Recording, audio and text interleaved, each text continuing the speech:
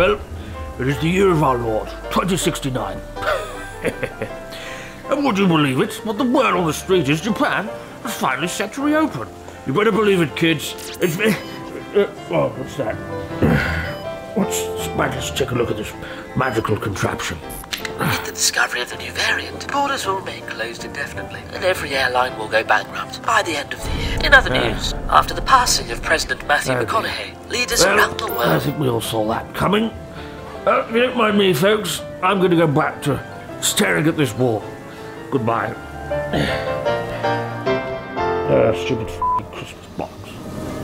So this December, for the first time in 2 years, I plan to go home to the UK, see friends and family, catch up, relax, have a mulled wine by a smouldering log fire. It's going to be magical. It's been the guiding star that's kept my sanity intact over the last few months. And it's been snatched away from me yet again. God damn it, you can probably guess why I'm not going home. Maybe it's the new and improved variant, maybe it's the fact I might not be able to get in and out of either country, God knows. Either way, I'm sad, I'm disappointed, and I wanted to take my mind off it all a little bit and do something creative, turn the negative into positive. And so I've decided to do a little bit of a challenge, to post a video every other day in the run-up to Christmas here on the Chris Abroad channel called The 12 Days of Christmas. It's clever. Use my name there. I'll be talking about some personal stories and experience that I've never talked about before, and just chilling in the studio amongst other things, and hopefully we can have some fun and forget about the end of the world. You know, why sit alone in a room feeling bitter when I can share that resentment with the whole world? So do subscribe to Chris Abroad channel. There's going to be 12 videos. Some of them might not survive after Christmas, so don't miss them. Be sure to subscribe. Thanks a lot, guys, and despite everything going on in the world, I hope you've had a good start to December and the Christmas season so far. Now, let the 12 days of Christmas begin.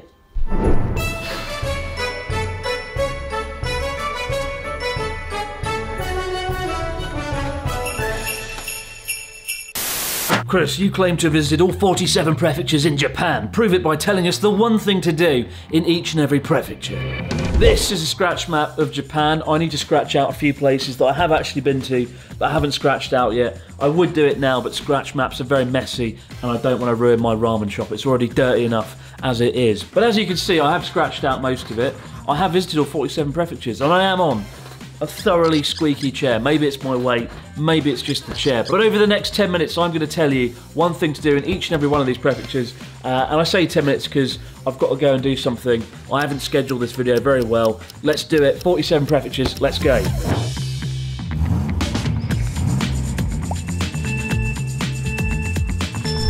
Number 1, Hokkaido. There's loads of good things to do in Hokkaido. Number 1, I'd say the best thing to do is Noboribetsu Hot Springs, my favourite hot spring in all of Japan. They've got a steaming, smouldering caldera in the middle of the town. I absolutely love it. I had a great stroll through it, but the hot springs themselves are magnificent. Also, Sapporo Snow Festival is probably my favourite festival in Japan. If you come over in February, the first week, it's definitely worth checking out. Highly recommend doing. And if there's a dish I'd recommend in Sapporo, it would have to be Genghis Khan, literally Mongolian dictator Genghis Khan, because it's a lamb mutton dish, and in Japan they believe lamb comes from Mongolia, like Genghis Khan. But amazing dish, very juicy, very delicious, got to be done. Next up we have Aomori, the most northern prefecture on the main island of Honshu. Aomori has the best cider in Japan because it's famous for apples, and also the biggest morning market in the entire country. You've got to get up at like 5 or 6 a.m, but it's definitely worth it, and you should totally do it. Open every Sunday. Moving south, we've got Iwate Prefecture. Iwate is famous for its 3 noodle dishes: ramen, wankosoba, and jar jar men. The best of the 3 is wankosoba, where you have to challenge a friend and eat as many bowls of soba noodles as you can. And it's said that a real man should be able to eat over 100 bowls. I did it. It took 3 attempts to get there. Jar jar men is all right. Ramen, not a fan of. Next up, we've got Akita over here. Akita's famous for its dogs, Akita dogs. Akita's also got these really crazy, horrible folklore creatures called Namahage. They're demons or godlike beings, and they're supposed to come in every year and frighten the hell out of the children and get them to study hard. And it's a little bit of a questionable practice as far as I'm concerned, but it's very cool, and I highly recommend checking it out. Down here we've got Yamagata, my favourite prefecture because I lived there my first 3 years. Home, of course, to the great Natsuki. Go fuck yourself. It's also got Ginzan Onsen, the most beautiful onsen perhaps in all of Japan. It looks like something out of a Hayao Miyazaki movie. You've got to go in winter to get the best sort of look at it. Yamagata will always have a special place in my heart because that's where my journey in Japan began. Next up over here we have Miyagi Prefecture. Miyagi is where I live right now in Sendai, and it is famous for gyuton, literally beef tongue, which is a dish that might be a bit of an acquired taste, but it's actually rather delicious. We've also got Matsushima Bay, which is one of the 3 most scenic sites in all the country. It's a little bay filled with 100 islands, very stunning place, highly recommend checking it out. Further south we have Fukushima. Fukushima has Kitakata, which is a town that has the most ramen shops per capita of any town north of Japan. If you like ramen, it's got to be done. And also Fukushima has the Sasaido Temple, one of my favourite temples in the country. It's said to be stolen from Leonardo da Vinci's designs, actually, on a building that he tried to construct in France, or did construct, I forgot which one. But it's got a very unique design, and it's one of my favourite spots in Fukushima. Moving over, we have Niigata Prefecture, a prefecture that is one big plain, essentially. It's massive plain, few mountains. I don't enjoy driving across it because it's just a big, bloody tedious plain, but it does have sake vending machines, which is the best thing ever made by humans. You can get like 5 cups of sake for 500 yen. And just off the coast of Niigata, you've got Sado Island, which is so sad it's not even on the map.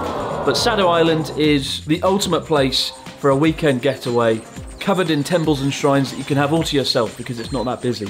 Beautiful place. Moving back over here, we've got Tochigi Prefecture. In Tochigi, we have probably my favourite theme park in the entire country, Nasu Highland Park, which I went to with Natsuki a good few years ago now. But they've got a character in this theme park that is a rip-off of Woody the Woodpecker. It's a character literally known as Whoopi the Woodpecker. It looks eerily similar, and I'm amazed I haven't had any copyright troubles there. But Tochigi is a cool place. I've still got to visit Nikko, the place where Tokugawa Ieyasu, the most famous ruler in Japanese history, is buried. I've still got to go there.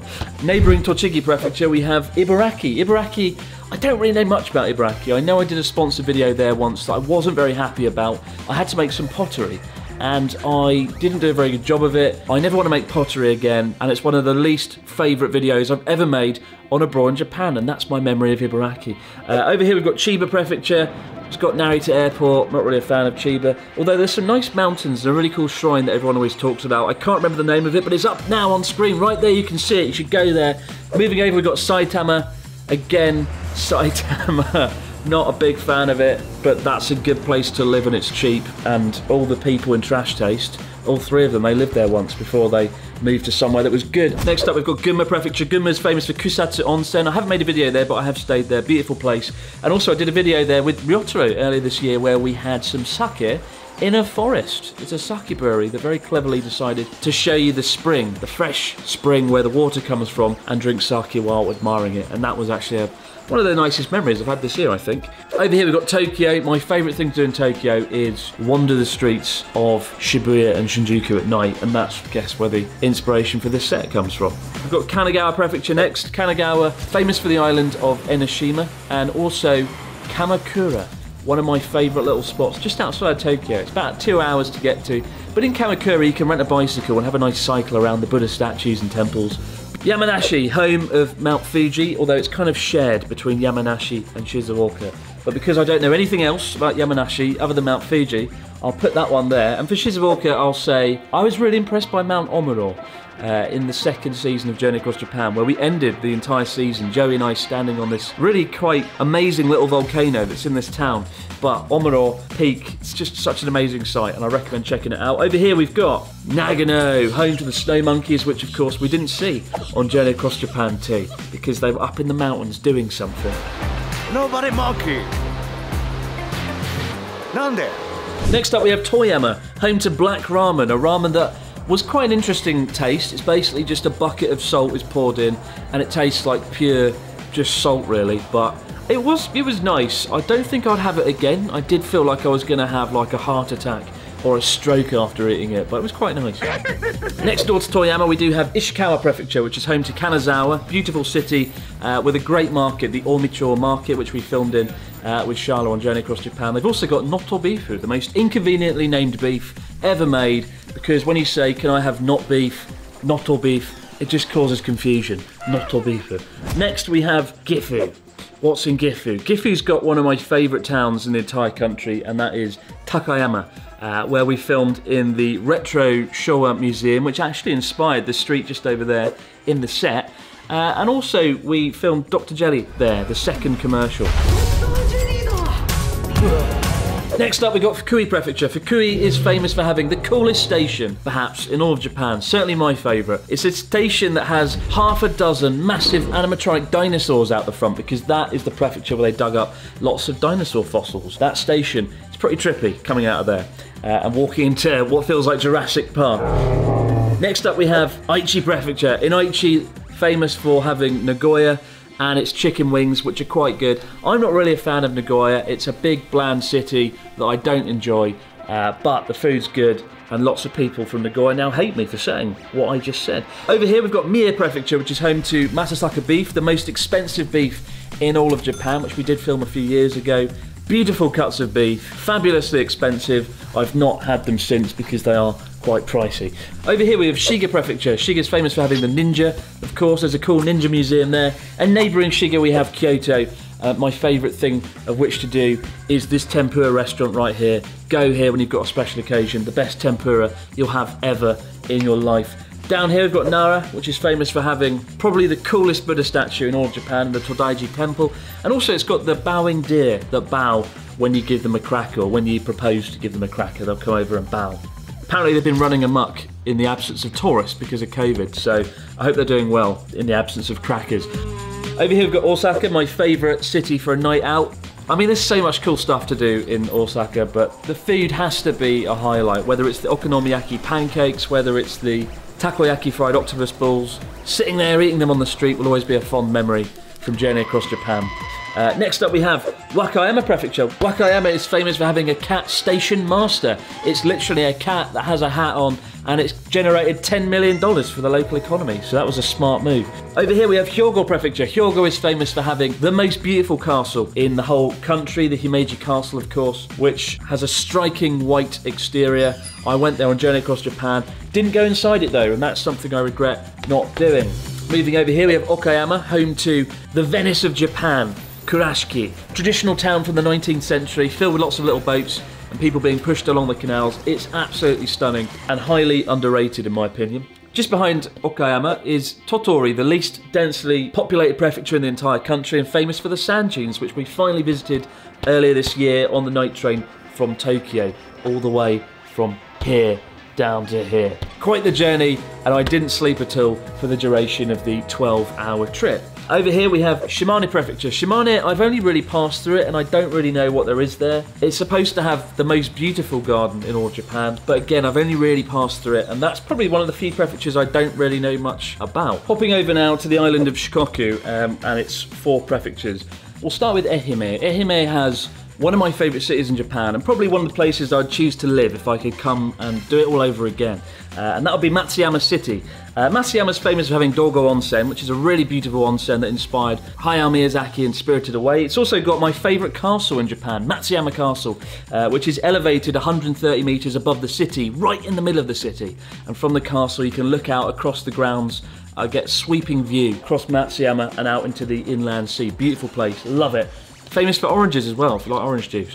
Over here we have Kagawa, which is where we filmed the worst hotel in all of Japan, but don't let that put you off. It's a beautiful prefecture, and it's also home to Naoshima Art Island, which I've been to, but I haven't made a video, and I should probably make a video there someday. Tokushima, I visited with Connor. This is really sad. Also when we did the worst hotel. In Tokushima, we visited the town of Nagoro, famous for having hundreds of scarecrows, and it was a little bit eerie, but also quite poignant and beautiful, although the bad weather we had when we went made it feel like a glorified horror movie. We'd love to go back under better weather and better circumstances. I feel quite sad actually. Next up we have Kochi. Kochi's famous for having the Hirome market and bonito, this beautiful juicy fish. It's kind of smoked, and we saw that in the video, and I love that fish, and I want to go back and eat more right now because I haven't eaten, and I don't know why I'm doing this video when I need to eat things. Now let's pop back over the sea to Hiroshima Prefecture. Hiroshima's famous for having okonomiyaki, my favourite type of okonomiyaki, because there is 2 styles, there's Osaka and Hiroshima. Osaka is kind of like a traditional pancake. You put all them mixed together and shove it on the grill, and it's good, but it's not as good as Hiroshima, where they layer it and they stack it up, and it's got just more richer flavour, in my opinion. Richer flavour. Does that sound right? It's amazing. I love it, and I'd love to go back to Hiroshima soon and eat that. And of course, it's also got Itsukushima Shrine, considered to be one of the most beautiful shrines and certainly the most famous in all of Japan. Someone's gonna tell me I'm wrong there and that there's a better one. The last prefecture on the island of Honshu is Yamaguchi. Yamaguchi is famous for having fugu, blowfish, which I ate with Ryotaro a good few years ago. It's quite flavourless, but you have it with this ponzu vinegar sauce and it really tastes quite nice once you dip it in. It's also got these beautiful shrines leading into the sea, the Motonosumi Inari shrines, which are quite similar to the ones you'll find in Kyoto, but these ones lead into the sea and it's very dramatic and very beautiful. Now we're hopping over to Kyushu, and over in Kyushu we have Fukuoka. Fukuoka's famous for having tonkotsu pork broth ramen, famously giving birth to the very popular and definitely overrated chain Ichiran. It's alright, but there's better chains, to be honest. Ippudo springs to mind. But Fukuoka also has an amazing, incredible Buddha statue leaning on its side, the tallest or longest Buddha statue in Japan. It's an absolute sight to behold. Probably my favourite place to visit in Fukuoka. Moving over into Oita Prefecture. Oita is the home of everyone's favourite YouTuber who speaks Japanese, Dogen. But Dogen himself is not an attraction, not yet anyway. But Beppu is the most, I think it's probably the biggest onsen town in Japan, and certainly the most famous. I'd say I still prefer Noboribetsu just because of the snow in winter. It's an amazing atmosphere, but Beppu is probably my second favourite hot spring town. And as you look over the town, you can see all this beautiful steam rising over the buildings, and it's a sight to behold, it really is. Over here we've got Kumamoto. Kumamoto has a castle that got destroyed by the earthquake, and when I passed through it on Journey Across Japan, the original one, it was quite a striking scene, just seeing this collapsed castle. All the brick wall collapsed. It looked like a war had just broken out, or a battle had taken place at the castle. But Kumamoto is of course home to the Aso caldera, the Aso volcano, where we did the rap song Too Much Volcano, a top 14 iTunes hit. ASO, so much volcano, come on, yeah. No volcano, no volcano. Go and download it on iTunes now. Buy it for your kids at Christmas. Just neighbouring Kumamoto is Miyazaki, home to the Takachiho Gorge. A gorge so brilliant, I haven't yet visited it. What have I done in Miyazaki? I've only really driven through Miyazaki. I haven't really done much there, but it's famous for having Miyazaki beef, which I can attest to being incredibly delicious. Over here we've got Saga. Another one of the 3 or 4 prefectures that I've only really driven through but not done much in. Definitely room for coming back there and doing something. Nagasaki, I love Nagasaki when we went there on the last season of Journey Across Japan. What was there in Nagasaki? Ah yes, the abandoned island of Ikeshima and Gunkanjima. Gunkanjima is the most famous abandoned island, inspired some scenes in the James Bond movie Skyfall. But for me, I would say Ikeshima was actually more impressive, because while you can only go to Gunkanjima on a guided tour, on Ikeshima you can roam freely like a free-range chicken, and it's amazing and I love it and I need to go back there. Moving over here, we do have Kagoshima Prefecture, where I got over my fear of flying somewhat by going in a Cessna over a volcano. Something I'm not overly keen to do in a hurry again, to be honest, but also the final destination of Journey Across Japan 1, which started here and ended all the way here. And last but not least, we have Okinawa. The best thing to do in Okinawa is to go scuba diving. I only went snorkeling, but it was still quite amazing to go under the water and to be able to see through the ocean in a way that we can only dream of in the UK. When you put your head underwater in the sea in the UK, you just see nothing but dirt. And in Okinawa, you could see quite far, and it was impressive. It was the best graphics I've ever seen. And also, they've got some tasty spam, so go there for spam. And that concludes all 47 prefectures in Japan. At least one thing to do. See, I have visited them all. I just need to go and do some things in Saga and Shimane and Shiga. Basically, every prefecture that begins with an S. I've got to go and do something there. But for now, guys, thanks for the question. Good question. I'm going to go and have dinner. Was that 10 minutes or less? No, it was more like 20. Oh dear, I failed.